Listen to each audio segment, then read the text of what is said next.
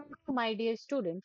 आप सभी का स्वागत है एनसीईआरटी की छोटी छोटी बातें सीरीज पर, जहां पर आपको मिलती है एनसीईआरटी की हर एक लाइन की detail explanation, previous year question plus multiple choice question के साथ। जी हाँ, अगर आप क्लास 11th में हैं, क्लास 12th में हैं, या आप एक ड्रॉपर स्टूडेंट हैं जो नीट एग्जाम की प्रिपरेशन कर रहे हैं, तो आप बिल्कुल सही जगह पर आए हैं। जी हाँ, मैं हूँ सरला साहू और आप देख रहे हैं गेट साइंस सरला यूट्यूब चैनल। तो चलिए शुरू करते हैं हमारा आज का लेक्चर।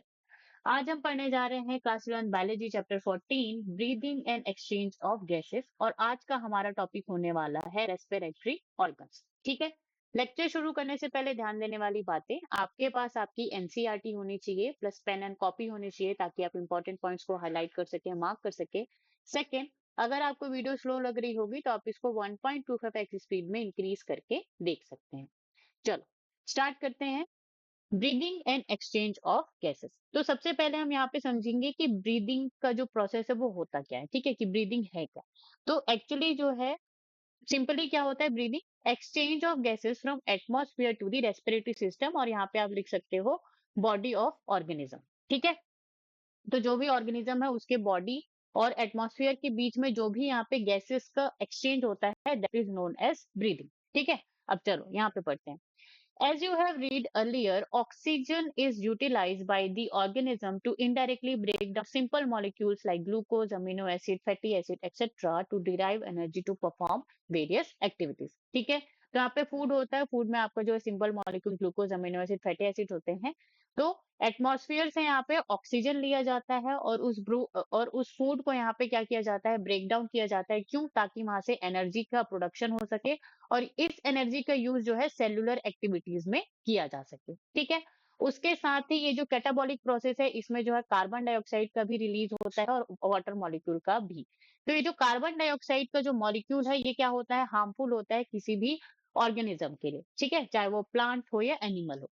तो ये जो कार्बन डाइऑक्साइड प्रोड्यूस किया जा रहा है सेल्स के थ्रू, तो वहां पे जो है आपको वो जो सेल है या ऑर्गेनिज्म है, उसकी बॉडी से इस कार्बन डाइऑक्साइड को निकालना यहाँ पे क्या हो जाता है, जरूरी हो जाता है।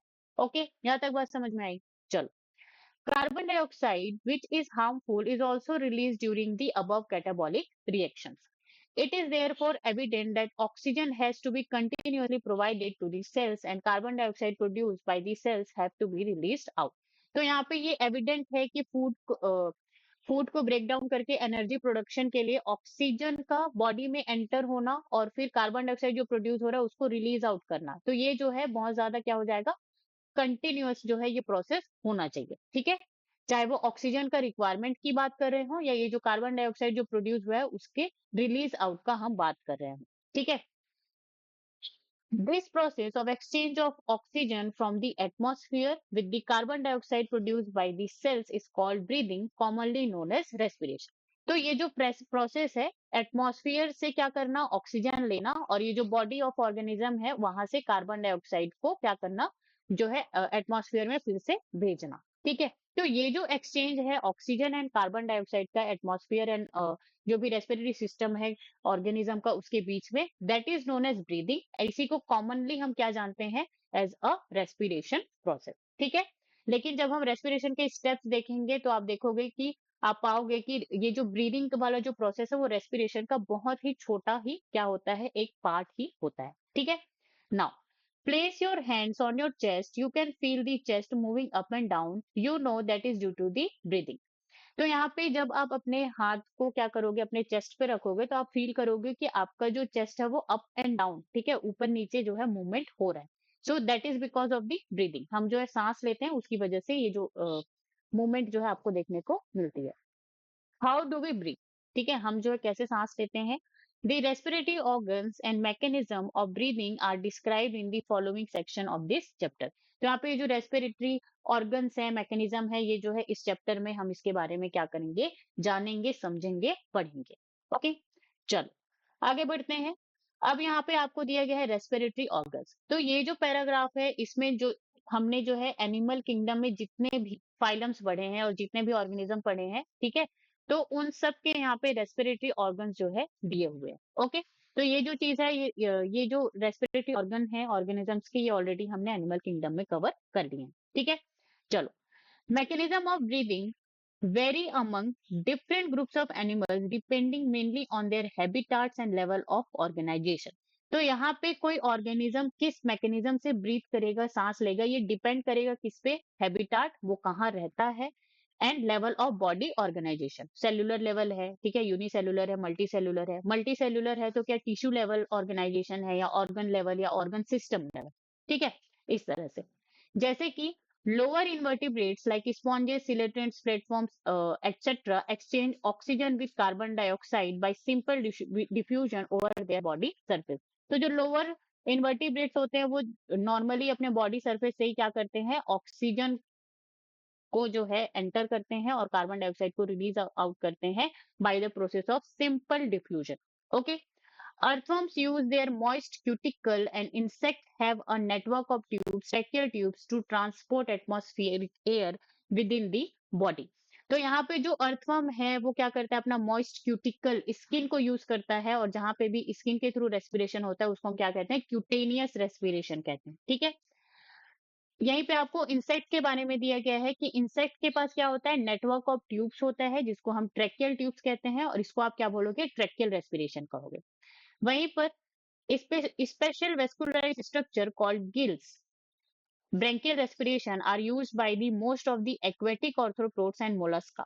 ठीक है, तो यहाँ पे जो aquatic arthropods हैं, कौन, aquatic arthropods and mollusca, ठीक है, ये जो है गिल्स का यूज करते हैं किसके लिए, रेस्पिरेशन के लिए। और जहां पर भी गिल्स का यूज किया जाएगा रेस्पिरेशन के लिए उसको क्या बोला जाता है, ब्रेंकियल रेस्पिरेशन बोला जाता है, ठीक है।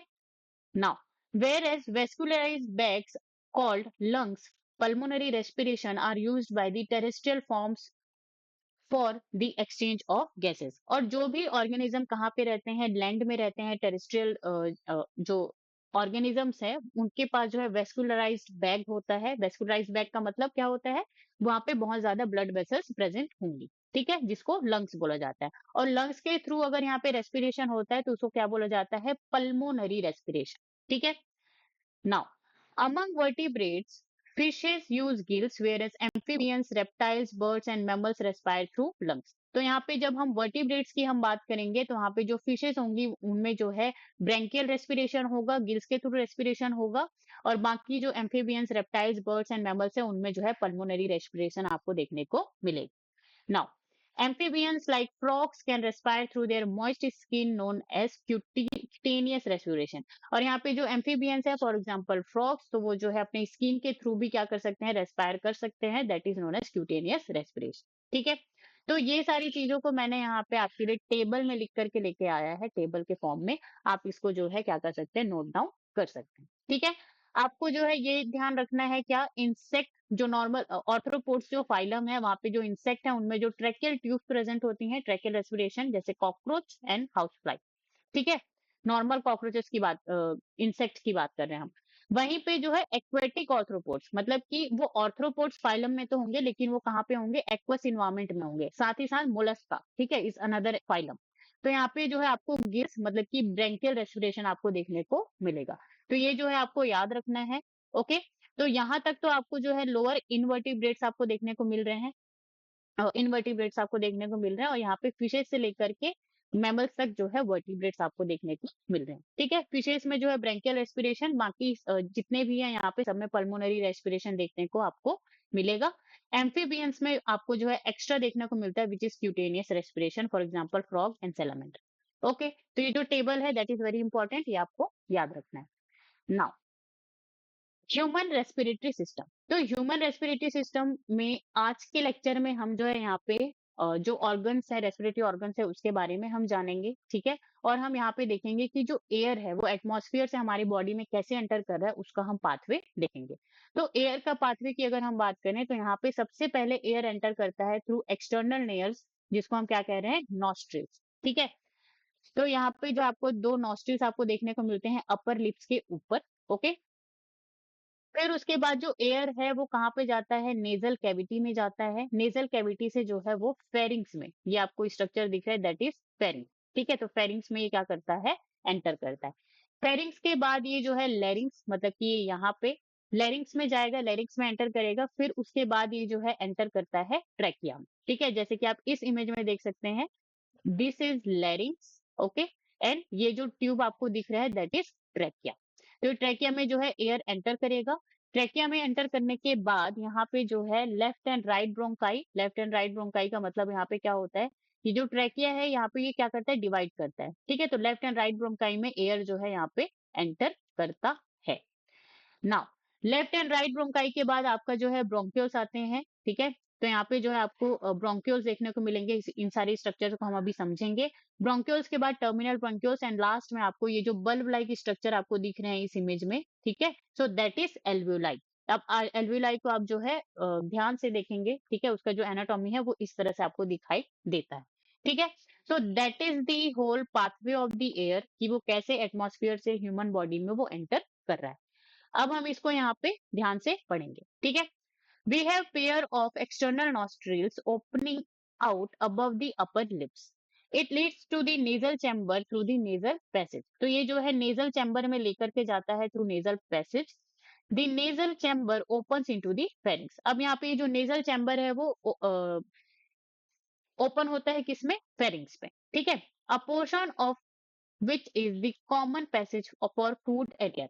अब ये जो फेरिंग्स है इसको यहाँ पे क्या बोला जा रहा है, common passage for food and air. ऐसा क्यों बोला जा रहा है, तो देखो अभी तो हमने देखा है कि एयर जो है फेरिंग से होते हुए जाता है, लेकिन जब आप क्या करते हो, खाना खाते हो, ठीक है, जब आप फूड को swallow करते हो तो क्या होता है, यहाँ पे यहाँ से फूड एंटर करके ये क्या करता है, फेरिंग्स में ही जाता है, और फेरिंग से होते हुए ये कहा जाता है ऑइसोफेगस, और ऑइसोफेगस के बाद हमारा क्या आता है, स्टमक।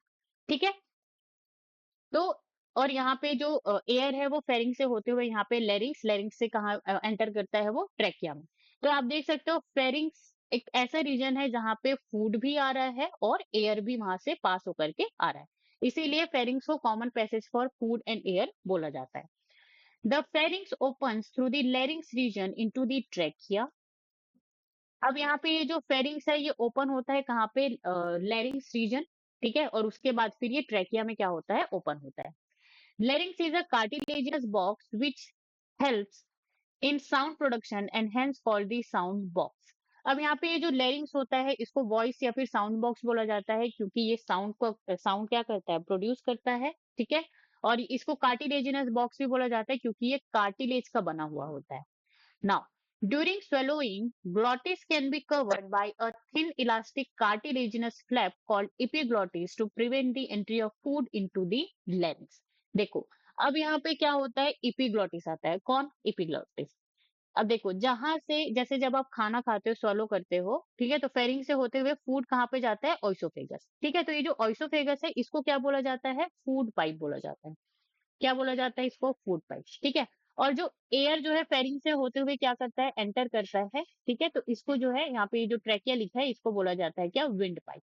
ठीक है, तो जब आप क्या करते हैं, जब आप खाना खा रहे होते हैं, खाना को जब निगल रहे होते हैं, swallow कर रहे होते हैं, तब क्या होता है, यहाँ पे जो है आपका इपिग्लोटिस प्रेजेंट होता है। ठीक है, अब ये इपिग्लोटिस क्या करता है, ये जो विंड पाइप है या लैरिंग्स है उसको जो है जब आप स्वेलो करते हैं खाने को, तब ये क्या करता है, उसको कवर कर देता है। किसको, ये जो विंड पाइप है जिसको और क्या बोला जाता है, ग्लॉटिस। ठीक है, इसको ये क्या करता है, यहाँ पे कवर करता है ताकि कोई भी फूड पार्टिकल यहाँ पे एंटर ना करे। अगर इस विंड पाइप में, अगर इस ग्लॉटिस में आपका ये जो लैरिंग्स रीजन है वहां पे अगर आपका कोई भी फूड पार्टिकल एंटर करता है तो आप जो है वहां पे चोक करने लगते हो, आपको जो है ब्रीदिंग डिफिकल्टीज होती है। ठीक है, तो उसी चीज को प्रिवेंट करने के लिए यहाँ पे इपिग्लोटिस होता है which is a cartilaginous flap.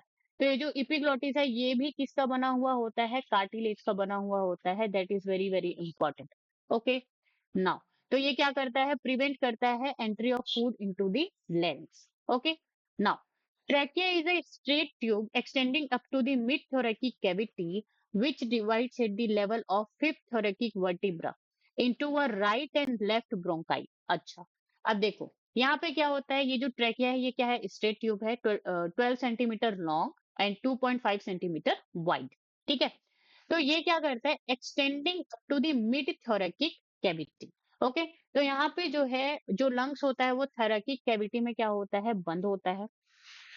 तो आपको जो है यहाँ पे क्या देखने को मिलेगा, ये जो फिफ्थ थोरेकिक वर्टिब्रा, तो वर्टिब्रा जो हमारा वर्टिब्रल कॉलम होता है, तो वहां पे हम जब आप देखेंगे तो उसको जो है बहुत सारे इसमें सेगमेंट्स में डिवाइड किया जाता है, ठीक है। तो वहीं पर ही नाम आता है क्या, फिफ्थ थोरैकिक वर्टिब्रा। तो यहाँ पे ये जो फिफ्थ थोरैकिक वर्टिब्रा है, वहां पे ये जो ट्रैकिया होता है वो क्या होता है, डिवाइड होता है, ठीक है। ये जो ट्रैकिया है ये यहाँ पे मिड थोरैकिक कैविटी में आता है, और फिफ्थ, ठीक है, कहाँ पे, फिफ्थ थोरैकिक वर्टिब्रा के पास ये क्या करता है, डिवाइड करता है किसमें, लेफ्ट एंड राइट ब्रोंकाई में। किसमें, लेफ्ट एंड राइट ब्रोंकाई, जैसे कि आप इसको देख सकते हो। और ये जो लेफ्ट एंड राइट ब्रोंकाई है, इसी को ही क्या बोला जाता है, प्राइमरी ब्रोंकाई बोला जाता है, ठीक है। यहाँ तक बात समझ में आई।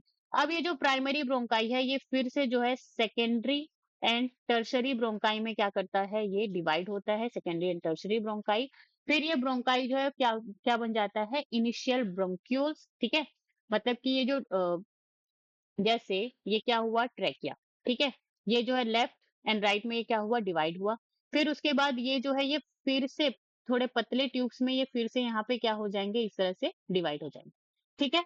ये इस तरह से डिवाइड हो गए।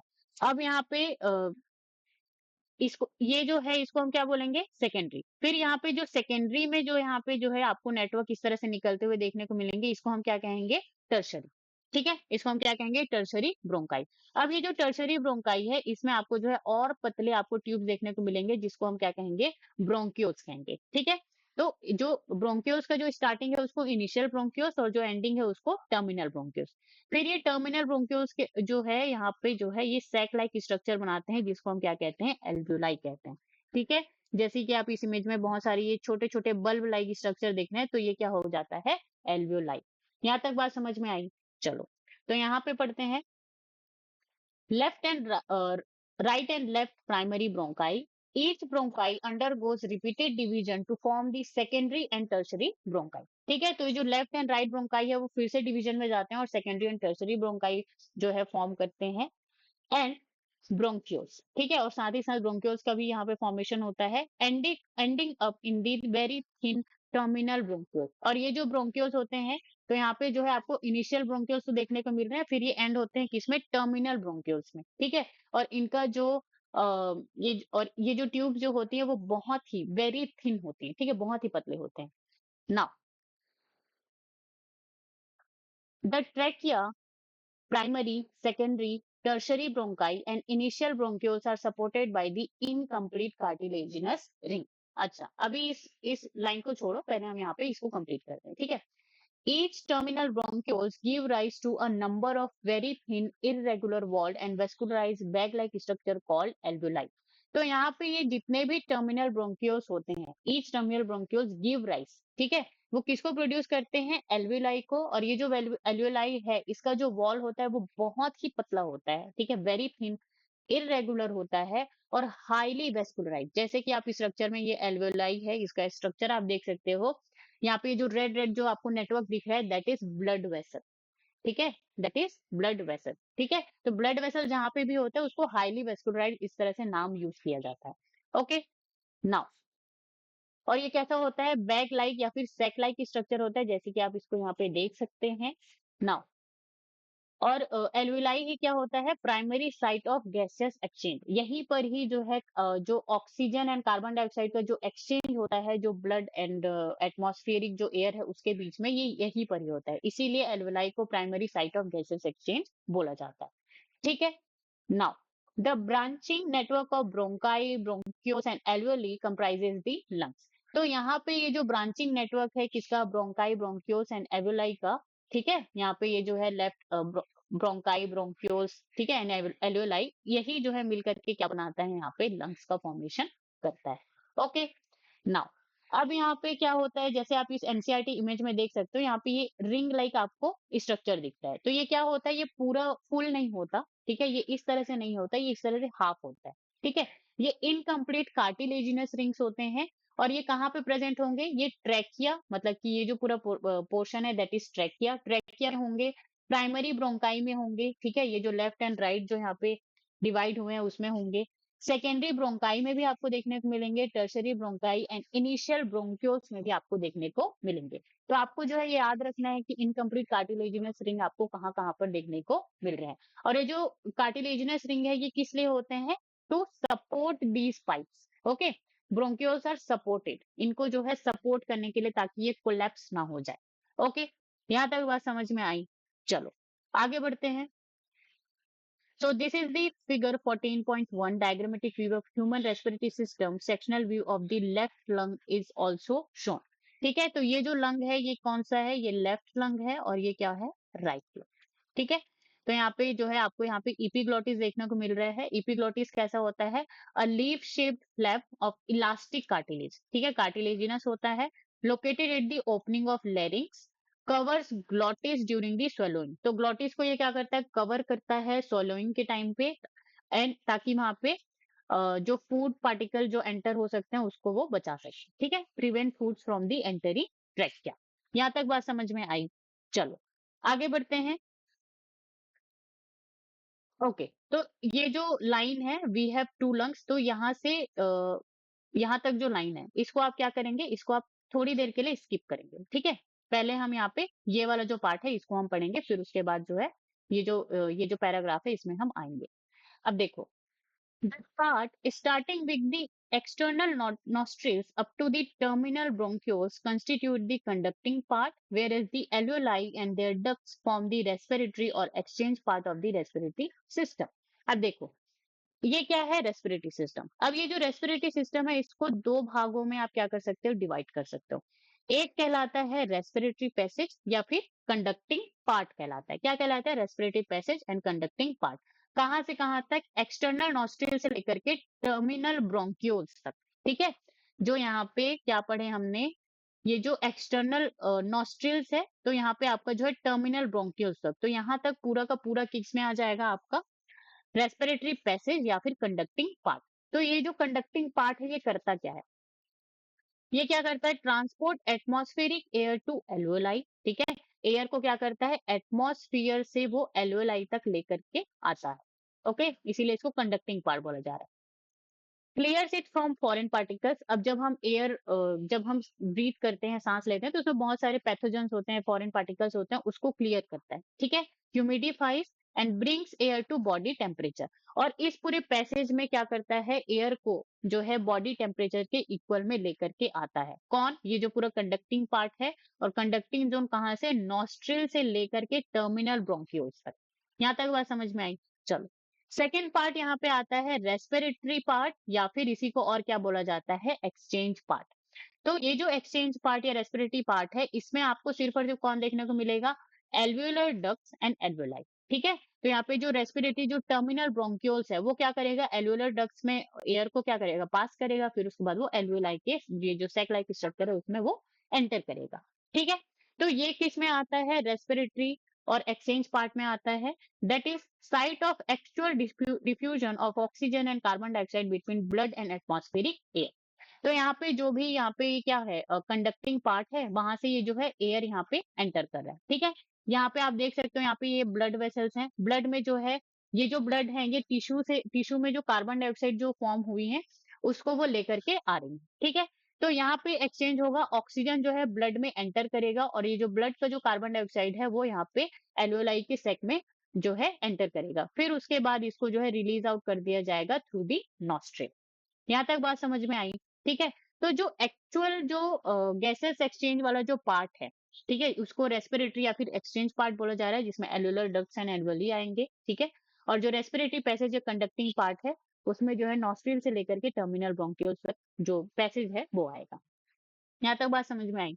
Now the conducting part transports the atmospheric air to the alveoli, clears it from the foreign particles, humidifies and also brings the air to the body temperature. Okay.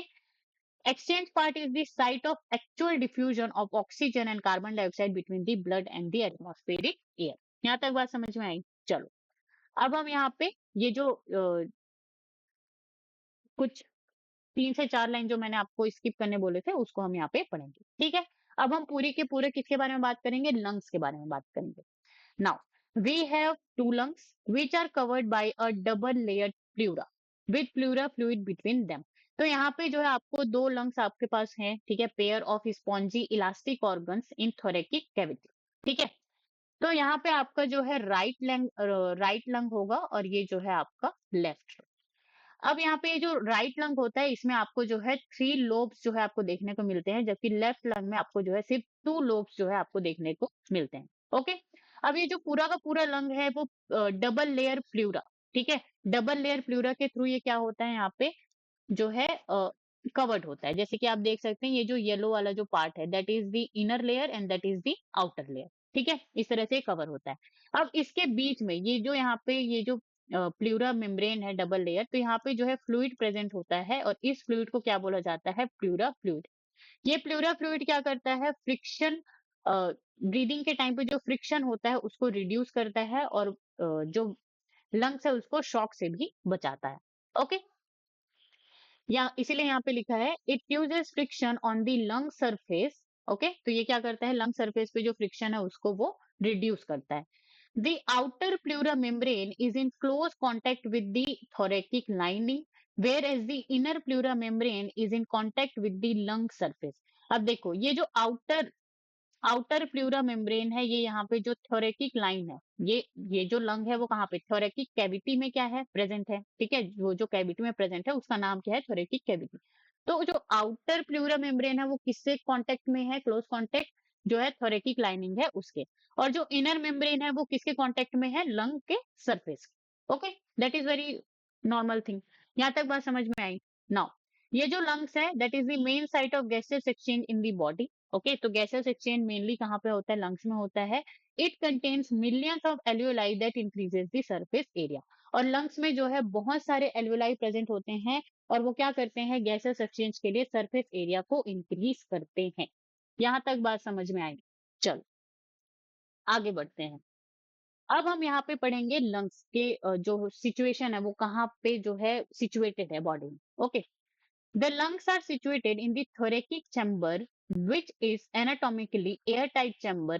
Okay, the thoracic chamber is formed. Okay, तो lungs यहाँ पे आपको जो है air body के अंदर air tight chamber में आपको देखने को मिलते हैं, ठीक है, सिचुएटेड होते हैं और उस चैम्बर को थोरेकिक चैम्बर या फिर थोरेकिक कैविटी बोला जाता है। अब ये जो थोरेकिक कैविटी है ये फॉर्म कैसे होता है, बनता कैसे है, तो डॉर्सली बाय वर्टिब्रल कॉलम, तो यहाँ पे जो है हमारा स्केलेटन होता है, ठीक है। डॉर्सल का मतलब क्या होता है, हमारा जो बैक साइड है, ठीक है, अपर जो बैक साइड है और पीठ की तरफ जिसको हम कह सकते हैं उसको डॉर्सल बोला जाता है, ठीक है। तो ये जो थोरेकिक कैविटी है ये फॉर्म कैसे हो रहा है, तो डॉर्सली, जैसे कि आपको यहाँ पे ये जो स्ट्रक्चर है ये आपको दिख रहा होगा, ठीक है। तो इसको क्या बोला जाता है, वर्टिब्रल कॉलम। तो वर्टिब्रल कॉलम तो यहाँ पे बहुत ज्यादा क्या होता है, लॉन्ग होता है, तो यहाँ पे जो आपको थोरेकिक कैविटी जो है वहां पे उतना यहाँ पे शो किया गया है। ओके, तो यहाँ पे ये जो क्या है, डॉर्सली यहाँ पे वर्टिब्रल कॉलम प्रेजेंट होता है, वेंट्रली बाय द स्टर्नम। अब यहाँ पे क्या है, ये जो स्ट्रक्चर है दैट इज कॉल्ड स्टर्नम, ठीक है, दैट इज स्टर्नम। तो वेंट्रल साइड किसको बोला जाता है, हमारा ये जो फ्रंट साइड है, ठीक है, जो हमारा फेस वाला जो साइड है उसको वेंट्रल साइड बोला जाता है। तो वेंट्रल साइड में यहाँ पे जो है आपका स्टर्नम प्रेजेंट होता है, ठीक है। लिटरली बाय द रिब्स, अब यहाँ पे ये जो स्ट्रक्चर्स हैं दीज आर कॉल्ड रिब्स, ठीक है। तो लिटरली जो है यहाँ पे रिब्स दोनों साइड यहाँ पे प्रेजेंट है और lower side by the diaphragm dome shape. अब यहाँ पे लोअर साइड पे आपको जो है डायफ्राम देखने को मिलता है। तो इस तरह से पूरा का पूरा जो है एक कैविटी का फॉर्म होता है, ठीक है। जो पीछे मतलब कि डोर्सल साइड में वर्टिब्रल कॉलम प्रेजेंट है, सामने की तरफ वेंट्रल साइड में स्टर्नम, राइट साइड में, ठीक है, लेटरली जो है रिब्स प्रेजेंट है और लोअर साइड में आपका डायफ्राम, डोम शेप का जो डायफ्राम है वो प्रेजेंट है। तो इस तरह से यहाँ पे थोरेकिक कैविटी या थोरेकिक चैम्बर का फॉर्मेशन होता है that is air tight chamber, ठीक है, और जिसमें कि लंग्स जो है इस तरह से आपको जो है प्रेजेंट होता है। Okay, so the thoracic chamber is formed dorsally by the vertebral column, ventrally by the sternum, laterally by the ribs, and on the lower side by the dome-shaped diaphragm. The anatomical setup of lungs is thorax is such that any change in the volume of thoracic cavity will be reflected in the lung pulmonary cavity. अब देखो ये जो thoracic cavity है, ठीक है, ये जो थोरेकिक cavity है इस थोरेकिक कैविटी में जो भी इसके वॉल्यूम में जो भी क्या होगा, चेंज होगा, ठीक है। तो वो किस में आपको रिफ्लेक्ट होगा, वो किस में आपको देखने को मिलेगा, जो लंग की जो कैविटी है, ठीक है, जो लंग कैविटी जिसको पल्मोनरी कैविटी बोला जा रहा है उसमें भी, उसमें जो है आपको देखने को मिलेगा। Such an arrangement is essential for breathing as we cannot directly alter the pulmonary volume. तो इस तरह का जो अरेंजमेंट है कि आप जो है थोरेकिक कैविटी का जब आप वॉल्यूम चेंज कर रहे हो तो यहाँ पे जो है लंग पल्मोनरी कैविटी का जो वॉल्यूम है वो भी चेंज हो रहा है। ठीक है। So this arrangement is essential for the breathing. ठीक है। तो ये जो प्रोसेस होता है जब जब हम आगे पढ़ेंगे मैकेनिज्म ऑफ रेस्पिरेशन, आप देखोगे सिर्फ और सिर्फ वॉल्यूम का ही खेल है यहाँ पे। ठीक है। कहीं पे वॉल्यूम ज्यादा है, वॉल्यूम कम है, तो फिर गैस जो है यहाँ से वहां ट्रेवल कर रही है इस तरह से। ओके। तो इस तरह का अरेंजमेंट जो है ब्रीदिंग के लिए जरूरी हो जाता है। यहाँ तक समझ में आया बात? ओके। नाउ आगे बढ़ते हैं। Respiration involve the following steps. अच्छा, तो ये पढ़ने से पहले जो एनसीईआरटी जो इमेज है उसको हम एक बार ध्यान से क्या करेंगे, देखेंगे। ठीक है। तो ये जो फिगर 14.1 है, तो यहाँ पे इपिग्लोटिस, लेरिंग, ट्रैकिया, ये सारी चीजें तो समझ में आ गई। प्लूरल मेम्ब्रेन समझ में आ गया, आउटर एंड इनर। ठीक है। एल्व्यूलाई हमने देख लिया, प्लूरल फीड हमने देख लिया, ब्रोंक्योल्स भी हमने यहाँ पे देख लिया। ठीक है। That is diaphragm which is dome shaped. Okay. यहाँ तक बात समझ में आई? चलो, अब यहाँ पे आपको जो है कट एंड ऑफ रिब्स दिए गए हैं। तो रिब्स जो है हमको इस तरह से दिख रहे थे, तो वो कैसे होते हैं? वो इस तरह से होते हैं। ठीक है। तो जब आप इसको कट करोगे तो आपको जो है ये चेन लाइक स्ट्रक्चर आपको यहाँ पे देखने को मिलेगा। ठीक है। तो इसीलिए यहाँ पे cut ends of the ribs इस तरह से आपको देखने को मिल रहे हैं। यहाँ तक बात समझ में आई? चलो आगे बढ़ते हैं। Respiration involves the following steps. ठीक है। तो रेस्पिरेशन के हम यहाँ पे क्या पढ़ेंगे? स्टेप्स पढ़ेंगे, 5 step. That is the very very important. Okay. इसको आपको जो है अरेंज दी रेस्पिरेशन स्टेप्स, इस तरह से आपको जो है क्वेश्चन में दिया जा सकता है। ओके। तो सबसे फर्स्ट स्टेप है ब्रीदिंग और pulmonary ventilation by which atmospheric air is drawn into the carbon dioxide rich alveolar site, air is released out. ठीक है। तो यहाँ पे क्या होता है? सबसे पहले क्या होता है? ये क्या है? एल्वेओलाई है। ठीक है। जो लंग्स के अंदर प्रेजेंट है। तो यहाँ पे जो है कार्बन डाइऑक्साइड का जो लेवल है वो बहुत ज्यादा हो जाता है। ठीक है। तो कार्बन डाइऑक्साइड का लेवल जब ज्यादा हो जाता है तो कार्बन डाइऑक्साइड को बाहर करना जरूरी है और ऑक्सीजन को अंदर लेकर के आना क्या हो जाता है? जरूरी हो जाता है। तो सबसे पहला प्रोसेस होता है ब्रीदिंग और पल्मोनरी वेंटिलेशन, जिसमें क्या किया जाता है? Atmospheric air. ठीक है। एटमॉस्फेरिक एयर को जो है एल्वेलर तक जो है लेकर के आया जाता है और एल्वेलाई में जो ये कार्बन डाइऑक्साइड का जो मात्रा बहुत ज्यादा हो गया है उसको रिलीज आउट किया जाता है। So that is the first process. Okay. That is the first step. अब क्या होता है? ठीक है। एटमॉस्फेरिक एयर तो यहाँ पे आ गया, मतलब कि यहाँ पे ऑक्सीजन का लेवल क्या हो गया? ज्यादा हो गया। Now diffusion of gases oxygen and carbon dioxide across the alveolar membrane. तो ये क्या है? एल्वेलर मेम्ब्रेन है, एल्वेलाई का मेम्ब्रेन है। तो यहाँ पे जो है कार्बन डाइऑक्साइड एंड ऑक्सीजन का क्या होगा? डिफ्यूजन होगा। ठीक है। अब देखो ये क्या है? एल्वेलाई। अब यहाँ पे आपको ब्लड वेसल्स दिख रही हैं। ठीक है। अब ये जो ब्लड वेसल्स है ये क्या करती हैं? एल्वुलाई है, दिस इज टिश्यू। ठीक है। कोई टिश्यू टिश्यू ले लो या फिर ऑर्गन ले लो। ठीक है। यहाँ पे फिर उसके यहाँ पे क्या होता है कि जब भी यहाँ पे ऑक्सीजन आया, ठीक है, एटमॉस्फेरिक ऑक्सीजन यहाँ पे आया, यहाँ पे जो ब्लड है इसमें जो ऑक्सीजन एंटर करता है, ऑक्सीजन एंटर करके यहाँ पे क्या होता है? ये जो है टिश्यूज के पास आती हैं। ठीक है। ये जो ब्लड वेसल्स हैं ये ऑक्सीजन को कैरी करके टिश्यूज के पास लेकर के आती हैं। फिर उसके बाद अब ये क्या है? टिश्यूज हैं, सेल्स हैं। तो यहाँ पे रेस्पिरेशन का प्रोसेस हो रहा होता है, मतलब कि जो कैटाबॉलिक प्रोसेस है, जहाँ पे कार्बन डाइऑक्साइड क्या होता है? रिलीज होता है और एनर्जी भी रिलीज होती है। तो यहाँ पे कार्बन डाइऑक्साइड क्या होता है? ज्यादा होता है। तो कार्बन डाइऑक्साइड को जो है ब्लड में इस तरह से क्या कर दिया जाता है? डिफ्यूज किया जाता है और ऑक्सीजन को यहाँ पे जो है टिश्यूज में एंटर कराया जाता है। ठीक है। फिर उसके बाद ये जो ब्लड है ये फिर से जो है यहाँ पे कहाँ पे जाएगा? लंग्स में जाएगा। ठीक है। लंग्स में जाएगा जिसमें कार्बन डाइऑक्साइड बहुत ज्यादा है। लंग्स में जाएगा, फिर ये जो एल्वेओलाई वाला जो साइट है वहां पे जाकर के क्या होगा? ये जो है ब्लड से लेकर के ये एल्वेओलाई सैक में जाएगा और फिर ये कार्बन डाइऑक्साइड बाहर हो जाएगा। ठीक है। तो that is the whole process. तो यहाँ पे क्या हुआ?